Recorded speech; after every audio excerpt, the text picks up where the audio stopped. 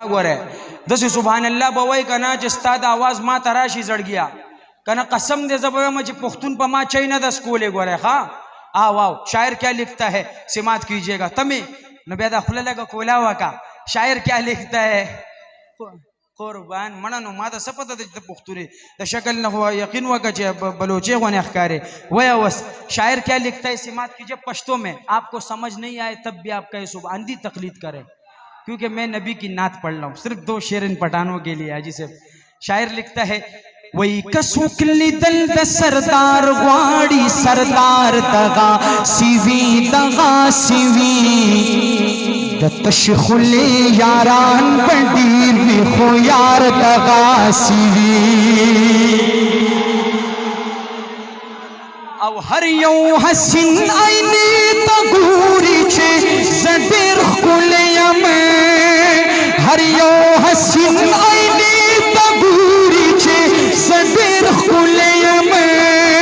चिनवर स्पुग मई त्रिन शर्मीगी रुखसार दगा सिवी ततशखुले यारान पंडीर भी खो यार दगा सिवी। अब आखिरी शेर हजरत बिलाल के बारे में रजी अल्लाह अन्हु लेकिन मजा तब आएगा कि आपको समझ न आते हुए भी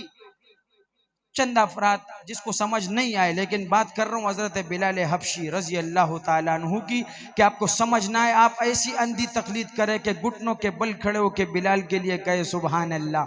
तो मजा आ जाएगा वही चीपा बहलो बस जलो ये यार नकड़लो है चीपा बहलो बस जलो ये यार नकड़लो है वो बिलाल तो गोरा तमीने बीमार तगासी